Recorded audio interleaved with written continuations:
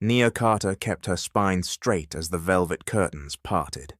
The room beyond them was drenched in indulgence. Low amber lights, crystal glasses clinking softly, murmured laughter, polished smooth by money. Men in tailored suits lounged like kings, their watches worth more than her entire life. Women glittered beside them, bored and beautiful. This was not a place meant for someone like her. Every step she took felt like a trespass. She lifted her chin anyway. Nia was 22. Old enough to understand desperation. Old enough to make choices no one should ever have to make. The auctioneer's voice rolled smoothly through the air. "Gentlemen, our final lot of the evening." Her pulse thundered. She didn't look at the crowd. She focused on the floor, the cool marble beneath her heels, grounding herself in the only way she knew how. She reminded herself why she was here. Hospital bills stamped overdue, a younger brother pretending not to be scared, a future that would collapse if she walked away. This was not about shame. This was about survival. An exclusive, private arrangement, the auctioneer continued, carefully vague. Discretion guaranteed.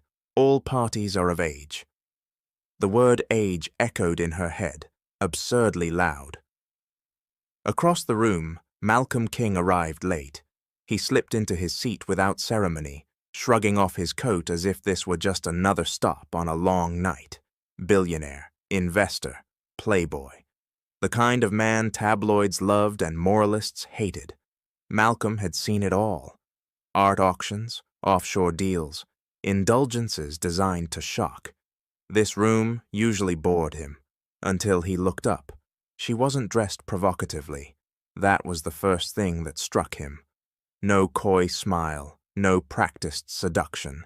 Just a young black woman standing still beneath the lights, hands clasped in front of her, face calm in a way that didn't belong here. She wasn't selling herself. She was enduring something.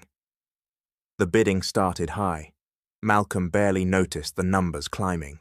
He watched her instead, watched the way her shoulders stiffened each time a voice called out another bid, watched the quiet resolve in her eyes when the auctioneer gestured toward her, as if daring the room to see her as a person. Something twisted in his chest, annoyance maybe, or curiosity sharp enough to hurt. A man 2 rows down laughed as he placed another bid. "Hell of a prize," he muttered. Malcolm's jaw tightened. He didn't need this. He didn't want this. He had walked into 1,000 rooms like this and walked out untouched. But the thought of that man, any of them, winning her made something reckless flare alive in him. 10 million, Malcolm said calmly. The room went silent. Heads turned. Whispers rippled like electricity. The auctioneer blinked, stunned, then recovered quickly. 10 million! Do I hear? No! Another voice snapped. That's insane! Malcolm didn't look away from her. Her eyes lifted then, finally meeting his. There was no gratitude in them. There was no fear either. Only a steady, unflinching awareness that seemed to cut straight through him. "Sold," the auctioneer declared, "to Mr. King." Applause followed, hollow and obscene. Nia exhaled slowly. She hadn't realized she'd been holding her breath. Her legs felt numb, but she forced herself to turn, to face the man who had just changed her life with a number. They stood only a few feet apart now. He was taller than she expected. Colder, too. Wealth clung to him like a second skin. He looked at her as if he were trying to solve a puzzle he hadn't intended to buy. Before anyone could speak for him, Nia lifted her chin and met his gaze fully. "This doesn't mean you own me," she said quietly. The words landed between them, soft, steady, and impossible to ignore. Malcolm King smiled slowly. For the first time that night, he felt something dangerously close to awake. The contract room was colder than the auction hall. Glass walls framed the city skyline. lights glittering like distant stars that had nothing to do with Nia Carter's life. She sat on the edge of a leather chair that probably cost more than her childhood home, hands folded neatly in her lap. She refused to fidget. Fear was already here. She wouldn't give it more space by letting it show. Across from her, Malcolm King stood by the window, phone pressed to his ear, voice low and clipped as he finished a call. Business. Always business. When he finally turned, his gaze flicked over her like an assessment, sharp and unreadable. "You can go," he said to the lawyer. The man hesitated, glanced at Nia, then left without a word. The door shut softly behind him. Silence settled. Nia broke it first. "I want to be clear." Malcolm arched an eyebrow, faintly amused. "You're in no position to negotiate." She met his eyes without flinching. "I disagree." That surprised him. He studied her more carefully now, the way she held herself, the calm resolve that hadn't cracked since the stage. Most women in this room would be trembling, some would be crying, some would already be angling for more. Nia Carter was doing none of it. "Say what you want," Malcolm said, folding his arms. "Then I'll tell you what's possible." She inhaled slowly. "This arrangement is private. No cameras, no friends, no showing me off." A corner of his mouth twitched. "You think I bought you for company photos?" "I think men like you enjoy power," she replied evenly. "I won't be used for entertainment." The words were not accusatory, they were factual. That, more than anything, irritated him. "Continue," he said. "There will be no touching unless I agree," she went on. "No surprises, no humiliation, and this ends when the agreed time ends. Clean. No extensions." Malcolm let out a short laugh. "You're asking me to pay millions for rules." "I'm asking you to treat me like a human being," she corrected softly. That landed harder than it should have. Malcolm moved closer, stopping just short of her personal space. "You know what people would give for the position you were in?" "I know," Nia said. "That's why I'm protecting what little control I have left." For a long moment, he said nothing. Then he turned and picked up the contract from the table, flipping through it with practiced ease. He struck lines with a pen, added notes in the margins. "Time frame," he said aloud. 3 months. Her breath caught, but she nodded. "Fine." "Exclusive residence," he continued. "Here. I'll need my own space." "You'll have it." She hesitated, then added quietly, "And my brother is off limits. Completely." Something in her voice shifted then, steel beneath the calm. Malcolm looked at her sharply. "No one touches your family." He didn't know why he said it with such certainty.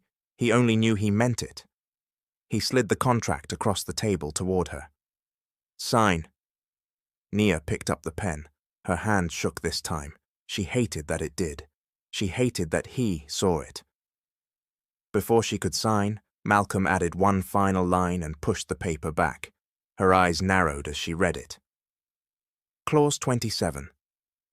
The arrangement may be terminated early at the discretion of the buyer, with full financial compensation to the seller, no conditions attached. She looked up slowly. "Why would you add that?" Malcolm met her gaze. For the first time, something unreadable flickered there. "Because," he said evenly, "if you ever decide you can't do this anymore, I don't want you trapped." Nia searched his face, confused, suspicious, guarded. She signed anyway. The pen clicked softly against glass as she set it down. "It's done," Malcolm said. Nia stood, smoothing her jacket. "Then understand this, Mr. King." She paused at the door, turning back just once. "You won the auction," she said, "but you didn't win me." When she left, the room felt colder than before. Malcolm King stared at the signed contract in his hand and wondered, for the first time in years, if money had finally failed to buy him what he wanted. Nia moved into the penthouse at dawn. The city was still yawning awake when the car pulled up beneath the towering glass building. She stepped out with one small suitcase and a backpack slung over her shoulder, feeling absurdly light for someone whose life had just been weighed in millions. The doorman greeted her with practiced politeness, eyes skimming over her without judgment, or perhaps with too much restraint to show it. The elevator ride was silent. When the doors opened, she expected excess. What she didn't expect was the quiet. The penthouse was vast, yes, floor-to-ceiling windows, marble floors that gleamed like ice, but it felt sterile, untouched, like a place designed to impress rather than live. Malcolm wasn't there.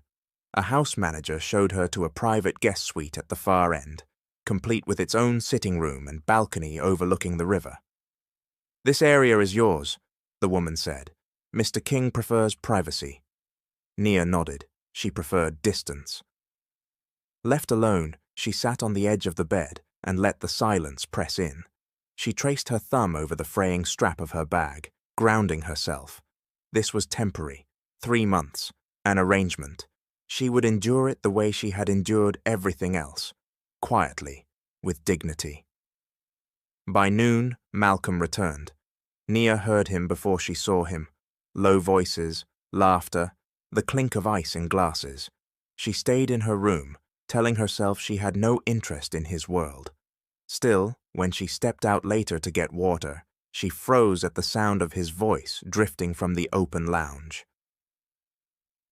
Don't know why you're surprised," Malcolm was saying, amusement laced through his tone. "It's a transaction, clean and simple." Another man chuckled. "Still, that kind of money for one girl?" Malcolm's reply came easily, too easily. "Money's never been the issue." Nia's chest tightened. She backed away silently, retreating to her room before they could see her. The door closed with a soft click, but the words echoed anyway. Transaction, never been the issue. She sat down slowly, fingers curling into the fabric of her dress. She told herself not to feel foolish. She hadn't come here for kindness. She hadn't expected respect. And yet, some small, dangerous part of her had hoped. That night, tabloids lit up. A blurry photo surfaced online. Malcolm stepping out of a car earlier that day, Nia half hidden behind him. The headlines screamed speculation. Billionaire King's new mystery woman? Nia found it accidentally, scrolling on her phone while pretending she wasn't alone. Her stomach dropped. Comments piled beneath the photo, cruel and careless. She locked the screen, heart pounding, just as a knock came at her door. Malcolm stood there, jaw tight. "I told them to pull it," he said, before she could speak. "They won't get anything else." She studied him warily. "I didn't agree to be seen." "I know." His voice was clipped. "It won't happen again." Something in his tone, irritation edged with something like guilt, made her pause. "Why do you care?" she asked quietly. Malcolm looked away. "Because I said it wouldn't."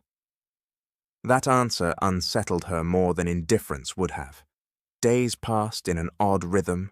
They crossed paths occasionally, brief conversations, shared silences. Malcolm watched her more than he spoke, not in the way men usually did, with hunger or entitlement, but with a sharp curiosity that made her skin prickle. One evening, she found him alone in the kitchen, sleeves rolled up, staring at nothing. "You don't eat much," he said, without turning. "I eat enough." A beat. "You don't ask for anything either." She leaned against the counter.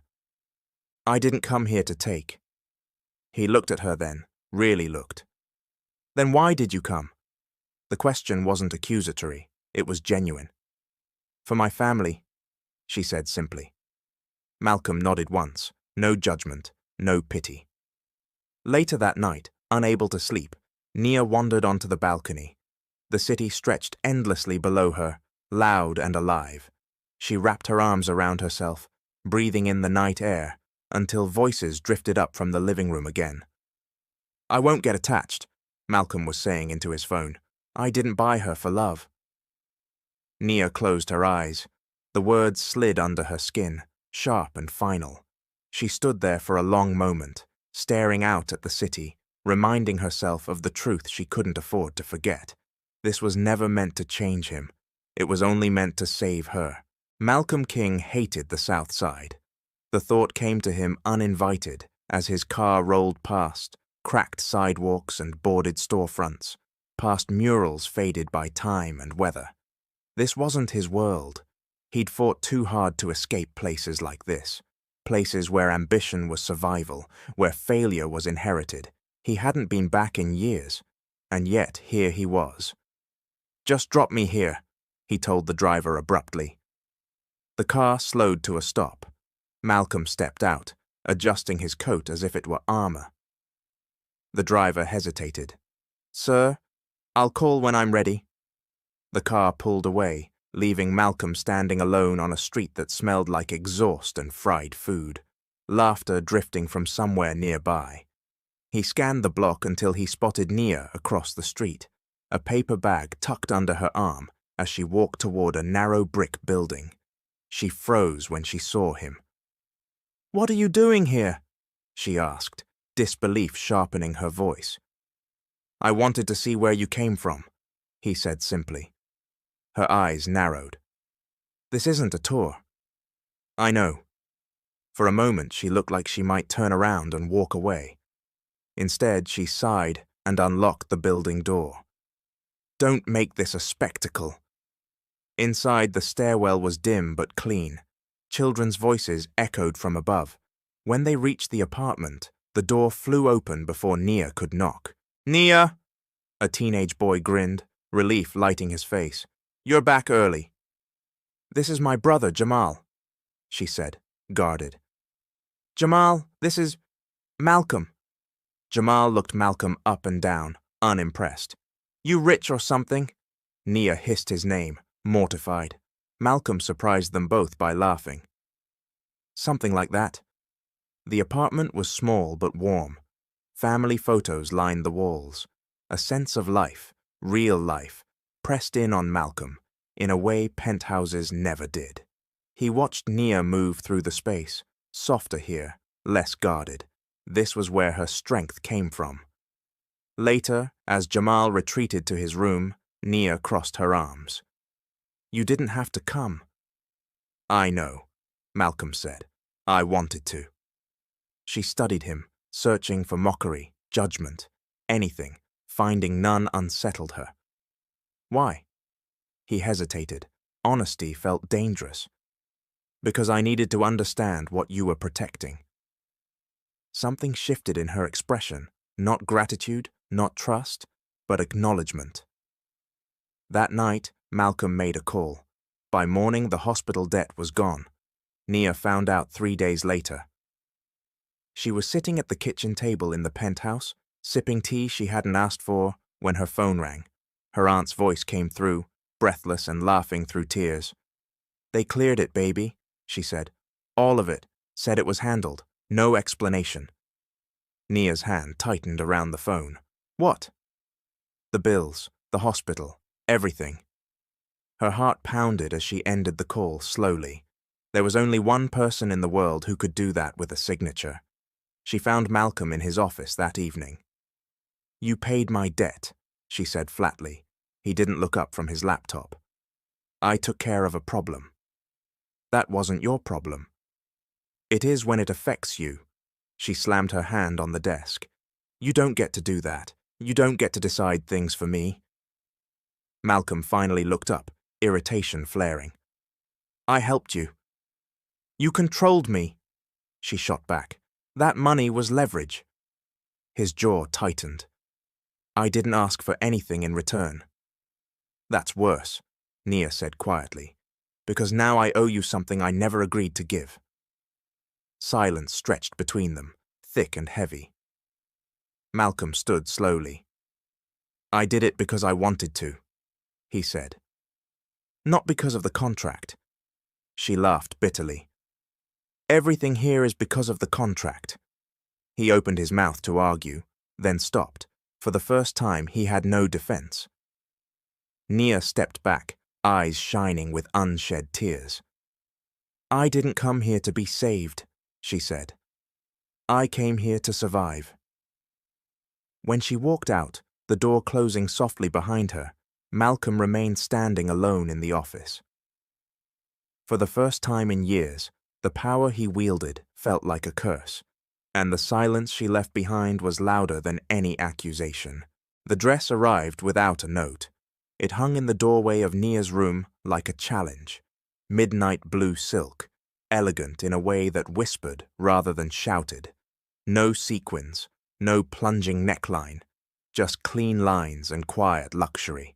The kind of dress chosen by someone who paid attention. Nia stared at it longer than she meant to. She hadn't spoken much to Malcolm since their argument. He'd given her space, real space this time. No hovering, no apologies wrapped in money. That restraint unsettled her more than his arrogance ever had.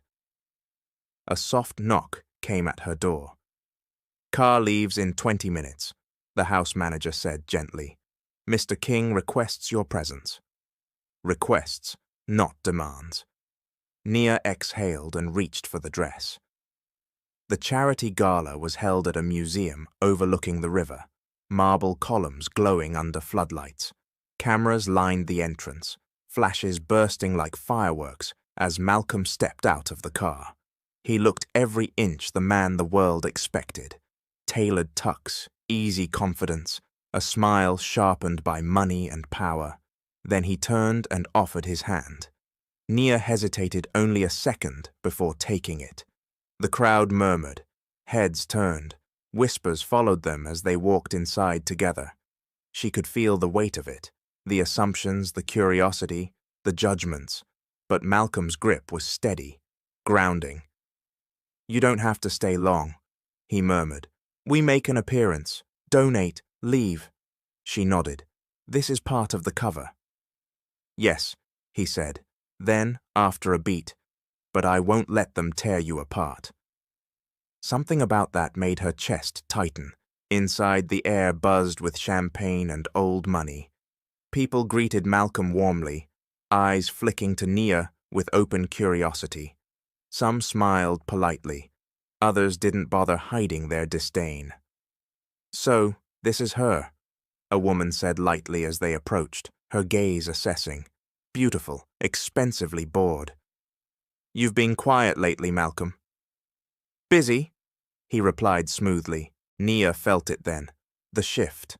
The way Malcolm's posture changed when another man stepped closer, introducing himself with an easy smile. "Evan Brooks," he said, extending a hand to Nia. "I work with the foundation. You look stunning." "Thank you," Nia said, returning the handshake. Evan didn't let go right away. Malcolm noticed, his jaw tightened, a flash of something dark crossing his face before he masked it. "We should speak with the director," he said, placing a hand at the small of Nia's back. It was brief, careful, but it sent a spark straight through her. They moved through the room together, playing their roles. Malcolm was charming, attentive in a way she hadn't seen before. He introduced her by name, not as an accessory, not as a mystery, as if she belonged beside him. When another guest made a thinly veiled comment about her background, Malcolm shut it down with a cool smile that left no room for argument. Nia watched him with quiet astonishment. Later, on the balcony overlooking the river, she finally spoke. "You didn't have to do that." "Yes," he said simply. "I did." She studied him under the soft lights, the city reflected in his eyes. "Why?" Malcolm hesitated, the truth pressed against his ribs, dangerous and unwelcome. "Because you deserve respect," he said finally. Her breath caught. Before she could respond, laughter drifted out onto the balcony. Evan again. He glanced between them, sensing the tension. "I'm stealing her for a dance," he said lightly. Nia looked to Malcolm, unsure. "Go," Malcolm said, his voice even. Too even. She went. From across the room, Malcolm watched them move together. Evan leaned in, smiling, making Nia laugh in a way Malcolm hadn't yet managed. Jealousy flared hot and unfamiliar, catching him off guard.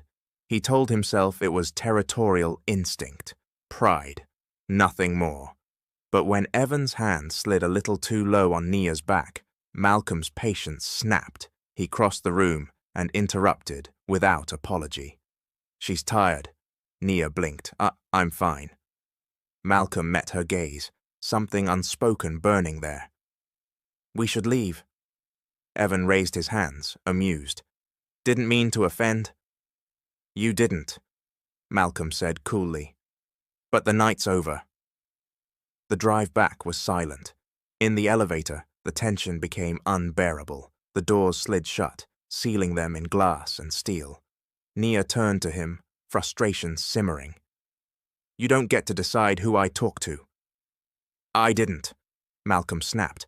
"I removed us from a situation." "You were jealous." The word hung between them. Malcolm scoffed. "Don't be ridiculous." Nia stepped closer, anger sharpening her courage. "You don't get to feel things you won't name." His breath hitched. The elevator hummed upward, painfully slow. When the doors finally opened, they didn't move. They stood there, inches apart, the city glittering behind them. "I shouldn't want you," Malcolm said quietly. Nia swallowed. "Then don't." His hand lifted, hovering near her face, stopping just short of touching her. For a moment the world narrowed to breath and heartbeat, and everything unsaid. Then Malcolm dropped his hand. "Good night, Nia," he said roughly, turning away. She watched him walk down the hall, heart pounding, knowing with sudden clarity that the most dangerous thing about this arrangement wasn't the contract. It was the fact that the lines between them were already disappearing. Malcolm King did not get sick. That was the narrative he'd built his life around. Invincible, untouchable, always in control. So when the fever hit him in the middle of the night, it felt less like illness and more like betrayal. His body ached, head pounding, thoughts blurred in a way he hated. He barely remembered calling for help. Nia heard the sound first, a dull thud from the other side of the penthouse, followed by a strained curse. She hesitated only a second before following it. When she found him slumped against the kitchen counter, face pale and damp with sweat, her breath caught. "Malcolm?" she said, sharper than she meant to. "I'm fine," he muttered, which was immediately followed by a cough that bent him forward. She didn't argue. She stepped in, steadying him without asking permission. He was heavier than he looked, solid and unyielding, even when weak. She guided him to the couch, ignoring his half-hearted protests. "You're burning up," she said, pressing the back of her hand to his forehead. "I said I'm fine." "You're terrible at lying." That earned a faint, humorless huff. She fetched water, medication the house manager kept stocked, and a cool cloth. When she returned, Malcolm had given up pretending to sit upright. "Take these," she said, holding out the pills. He eyed them suspiciously. "You trying to poison me?" "If I were, I'd let you keep talking," she replied. That made him laugh, an actual laugh, low and unguarded. It startled both of them. Hours passed quietly. Nia stayed, changing the cloth, coaxing him to drink. The penthouse felt different in the dim light, stripped of its sharp edges. Malcolm drifted in and out of sleep, words slipping loose when his guard was down. "Don't do that," he murmured at one point. "Do what?" "Look at me like that, like I matter." Her hand stilled. "You do matter." He shook his head faintly. "Only what I can provide. That's how it's always been." The confession slipped out like a wound opening. Nia sat back, heart tightening. "That's not true." "It is," he said softly. My father didn't notice me until I started making money. My friends, they're loyal to the lifestyle. Women? A humorless smile tugged at his lips. They love what I represent, not me. She hesitated, then spoke quietly. And the betrayal you mentioned before?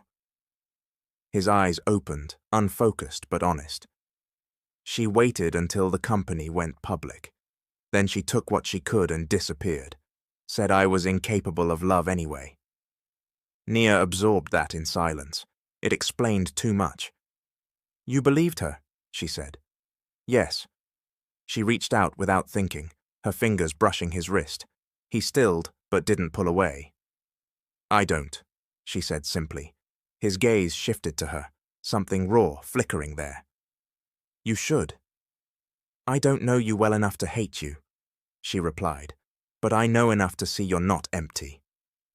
For a long moment he just looked at her, defenses stripped bare by fever and exhaustion. You scare me, he admitted. Good, she said gently. You scare me too. By morning, the fever broke.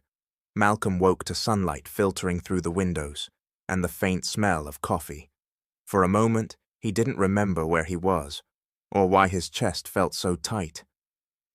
Then he saw Nia asleep in the chair beside him, head tilted back, blanket draped awkwardly over her. She'd stayed. The realization hit him harder than any illness. He shifted slightly, and she stirred, blinking awake. You're up, she said, relief softening her voice. How do you feel? Like I lost a fight with my own body, he said, then, more quietly, thank you. She shrugged, trying to deflect the intimacy. You'd do the same. He didn't answer right away. He wasn't sure that was true. Later that afternoon, they sat on opposite ends of the couch, the distance between them charged with things neither knew how to say. The city hummed beyond the glass, indifferent to the shift happening inside. I meant what I said at the gala, Malcolm said finally, about not wanting you to be trapped. Nia studied him. Then stop acting like you're the only one who gets hurt. His jaw tightened. I don't know how to do this, he admitted. Care without control. That's the risk, she said, for both of us. The air between them softened. He reached for her hand this time, slowly, giving her time to pull away. She didn't. Their fingers intertwined, tentative and warm. No rush, no claim, just contact. Malcolm exhaled, something in his chest loosening for the first time in years. He wanted to pull her closer, to seal the moment before it could slip away, but fear held him back. I won't fall for you, he said, as much a warning to himself as to her. Nia's lips curved into a sad, knowing smile. You already are. He didn't deny it, and that, more than any contract or auction, terrified him. The woman arrived like a memory Malcolm had tried to bury. Nia first saw her in the penthouse lobby, stepping out of a sleek black car as if she owned the air around her. Tall, flawless, dressed in white that cost more than most people's rent. Her smile was sharp, practiced, and utterly confident. Who is that? Nia asked quietly. Malcolm's entire body went rigid. Someone I hoped never to see again, he said. The woman's heels clicked across the marble as she approached, eyes locking onto Malcolm with proprietary ease. Mal, she said warmly, as if no time had passed. You didn't change your address. That's comforting. Serena, Malcolm replied coolly. You're early. Serena's gaze slid to Nia then, slow and deliberate. She smiled, but it didn't reach her eyes. And you must be the girl. Nia straightened. I have a name. Serena's smile widened, amused. Of course you do. Malcolm stepped forward, placing himself subtly between them. This isn't the place. Serena laughed lightly. Relax, I just came to see you. Her eyes flicked back to Nia. Though I have to say, I expected something different. Something in Nia's chest tightened, but she held her ground. I'm not here to meet your expectations. Serena tilted her head, studying her like a curiosity. You're sweet, she said. That won't last. Malcolm's voice dropped. Leave. Serena's gaze snapped back to him, surprise flickering before irritation took its place. I flew across the country for you. You lost that right a long time ago. The tension crackled. Serena recovered quickly, smoothing her expression. We'll talk later, she said softly. You and I always do. She turned and walked away without another glance. Nia let out a breath she hadn't realized she was holding. That was your ex, she said. Yes. The one who betrayed you? Yes. She hesitated. Does she know about the arrangement? Malcolm's jaw tightened. Not yet. The answer didn't comfort her. By evening, the internet did what it always did. A photo surfaced, Serena leaving Malcolm's building. Headlines followed within minutes, speculative and cruel. King reunites with ex? Mystery girl erased? Nia read the comments she shouldn't have. They burned. She looks temporary. He always goes back to Serena, another girl who thought she was special. She locked her phone and pressed her palm to her chest, trying to breathe. When Malcolm found her later, sitting alone on the balcony, the city lights blurring in her eyes, he immediately knew something was wrong. She didn't mean anything, he said. Nia didn't look at him. I didn't ask. He stepped closer. You saw the headlines. Yes. I'll handle it. That's the problem, she said quietly. You always handle things. You never tell me the truth. He frowned. What truth do you think I'm hiding? Nia turned then, eyes sharp. How many times have you done this? Done what? Gone to those auctions, she said. How many women were there before me? The question hit him like a punch. That's not... Answer me. Silence stretched. Malcolm looked away. The answer was written all over his face. Nia's throat tightened. I didn't want to know, she whispered, but I need to. Yes, he said finally. I've been to them before. Her breath shuddered. So I was just another... No. His voice was firm now. Never that. But you didn't hesitate, she said. You saw me on that stage and you bid like it was nothing. I didn't know you, he said. I know you now. She laughed softly, broken. That's not comforting. She stood, backing away. I found something today. Malcolm's chest tightened. What?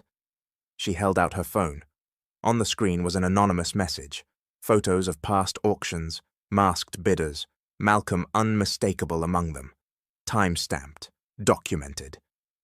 You didn't just stumble into that room, she said. You belonged there. Malcolm stared at the screen, then at her. I won't lie to you, he said. I was part of that world, but I never saw it the way I did that night. I never saw them as people. And then you saw me, Nia said. And what? I changed everything? Yes, he said without hesitation. She shook her head. That's not romantic. That's terrifying. She turned toward her room, heart hammering. Nia, he said, reaching for her arm. She pulled away. Don't! The word was sharp, final. I need to know, she said, voice trembling despite her control. If I hadn't been different, if I'd been quieter or flirtier or broken, would you have cared? Malcolm opened his mouth. No answer came. Tears burned her eyes. That's what I thought. She walked away before he could stop her. Malcolm stood alone on the balcony long after the door closed. For the first time, the truth wasn't something he could buy his way out of. And somewhere down the hall, Nia packed a bag with shaking hands, knowing one thing with painful clarity. The man she was falling for had built his life on a system that had nearly destroyed her. And love, she realized, might not be enough to survive that truth. Nia packed with deliberate slowness. Each folded shirt, each careful placement into the suitcase felt like an act of defiance. If she moved too fast, she might break. If she stopped, she might not start again. The penthouse was quiet. No footsteps, no interruptions.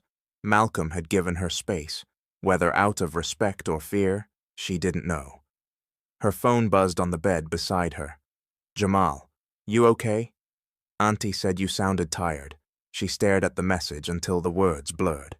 "Nia, I'm okay. I'll be home soon." "Home." The word felt fragile but steadying. She zipped the suitcase, then paused, hand resting on the metal pull. For a moment she let herself feel it, the loss she hadn't planned for. Not the money, not the safety. Him.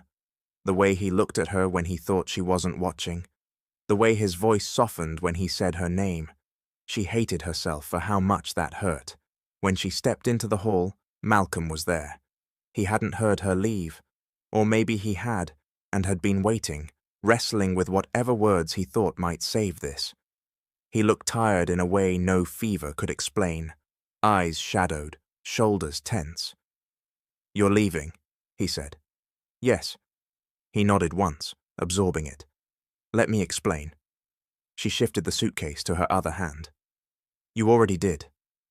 "That's not true," he said, stepping closer. "I haven't told you everything." She met his gaze, steady and sad. "That's the problem, Malcolm. I shouldn't need more." He reached for the suitcase handle, stopping short of touching it. "I ended it." She blinked. "Ended what?" "The auctions," he said. "All of it. I shut them down. I exposed the network. Lawyers are involved. People are furious." Her breath caught, despite herself. "Why?" "Because I couldn't look at myself knowing I'd ever been part of it." He swallowed.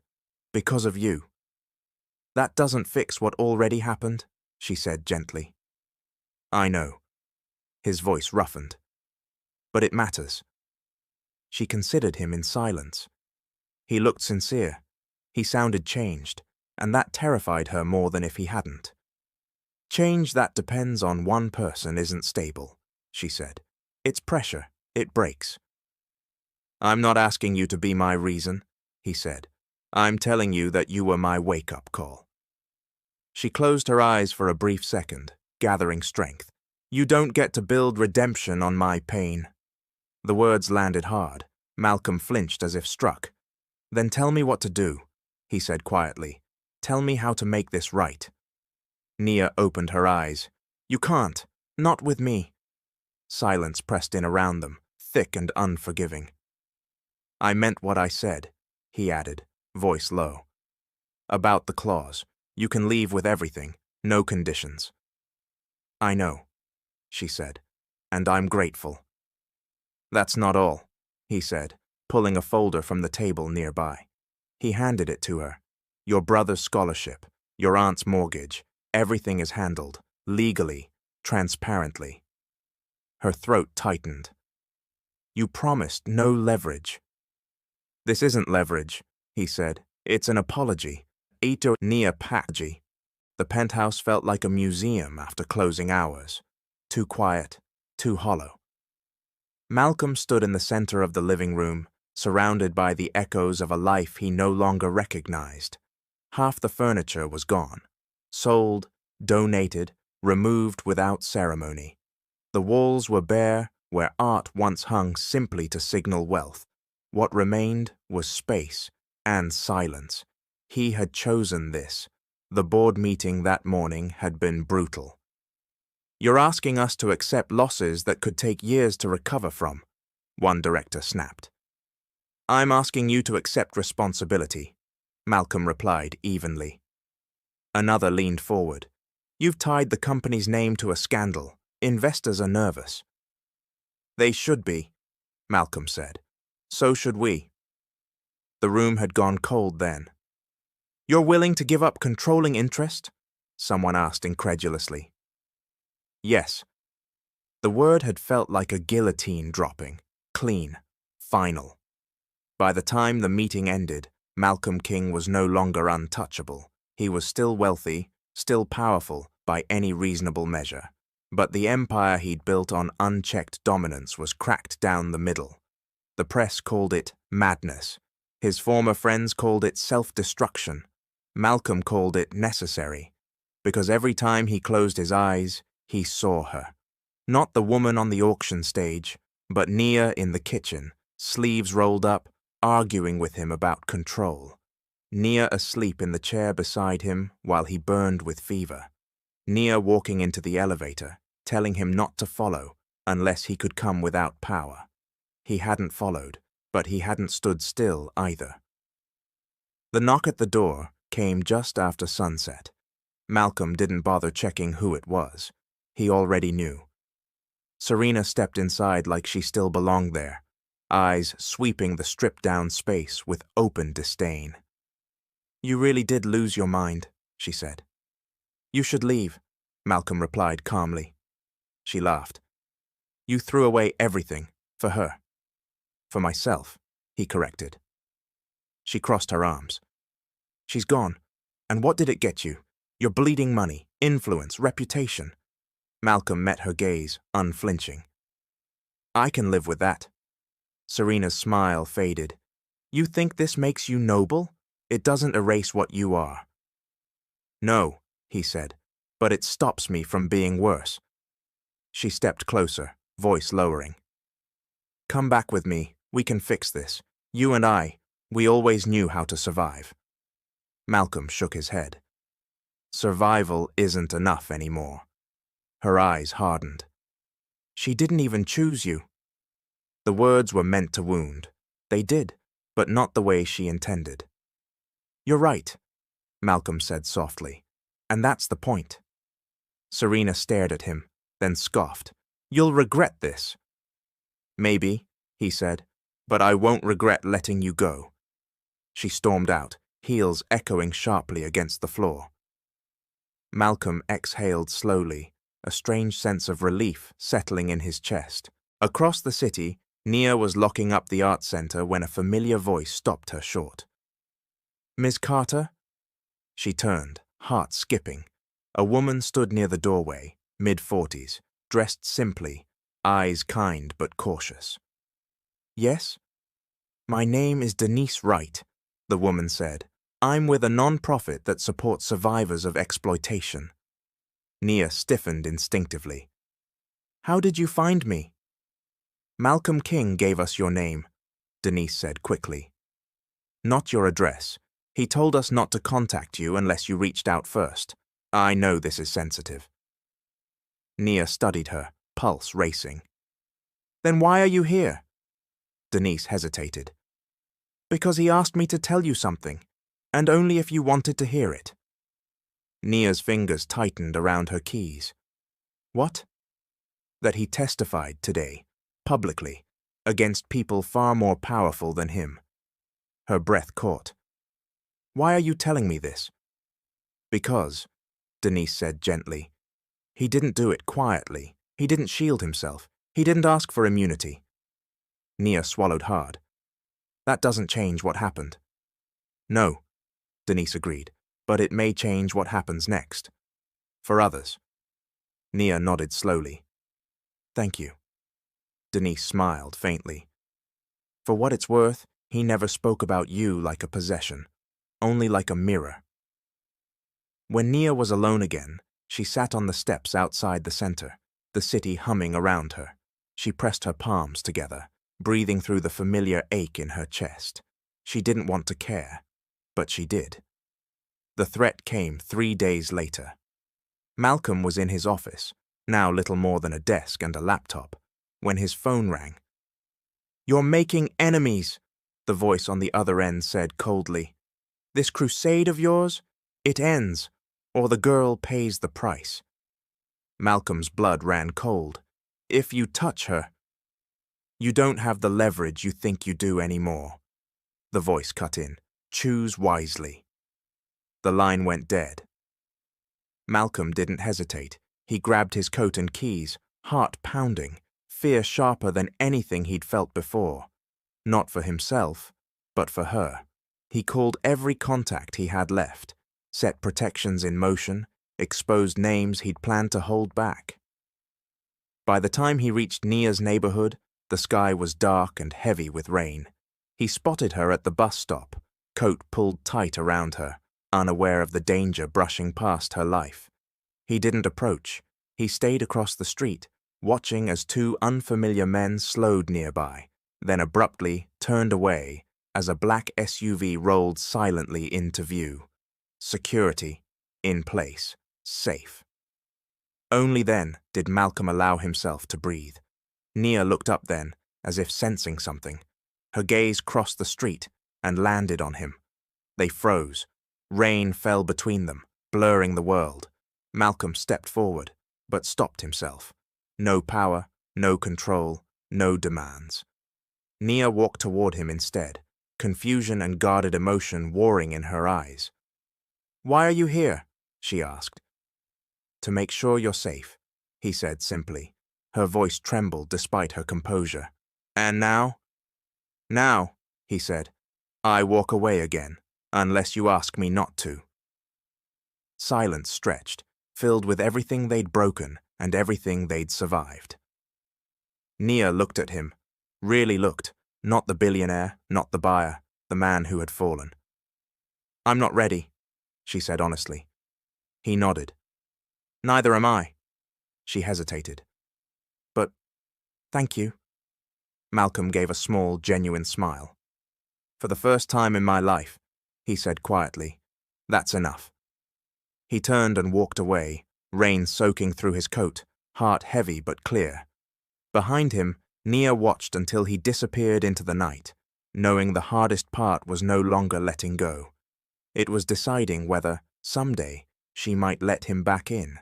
The townhouse was simple, warm, books instead of art, coffee mugs instead of crystal. Nia took it in quietly. "You really did change everything," she said. He nodded. "Including the parts that scared me." She turned to face him fully. "I didn't come here to forgive you." "I know. I didn't come here because I missed the comfort, or the money." "I know." She took a breath. "I came because I needed to know if the man standing in front of me is the same one who would have raised his hand at that auction." Malcolm didn't hesitate. "He's dead." Her throat tightened. "And if loving me costs you again, status, safety, control." He met her gaze, unflinching. "Then it costs me, not you." Silence stretched between them, fragile and electric. Nia stepped closer. "I won't be owned, not emotionally, not ever." "I don't want ownership," he said. "I want partnership, and if that's too much." She reached out and placed her hand over his heart. He froze. "Don't," she said quietly. "Don't retreat before I finish." She swallowed, vulnerability cracking through her strength. "I'm terrified, because loving you means trusting that people can change, and I've learned the hard way how dangerous that belief can be." Malcolm's voice was barely audible. "I won't ask you to be brave for me." "Good," she said, "because I'm choosing this anyway." His breath hitched. "This isn't a contract," she continued. "It's not a promise of forever. It's just a start, on equal ground." Tears blurred his vision. "That's more than I deserve." She shook her head.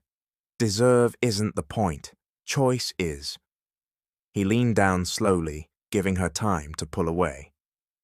She didn't. Their kiss was gentle, not desperate, not claiming, just two people meeting where neither had power over the other. When they parted, Nia rested her forehead against his. "This doesn't erase the past." "I wouldn't want it to," Malcolm said. "It reminds me who I refuse to be again." 6 months later, the Arts Center hosted its first citywide exhibition. Kids' paintings lined the walls. Parents laughed. Music filled the space. Nia moved through the room with quiet pride. Malcolm stood near the back, hands in his pockets, content to observe. He wasn't introduced as a benefactor or a savior, just Malcolm. When Nia joined him, he leaned in. You did this? We did, she corrected, smiling. Across the room, Jamal waved at them, grinning. Malcolm smiled back, something warm and steady settling in his chest. For the first time in his life, love wasn't something he purchased, controlled, or feared. It was something he earned, day by day, choice by choice.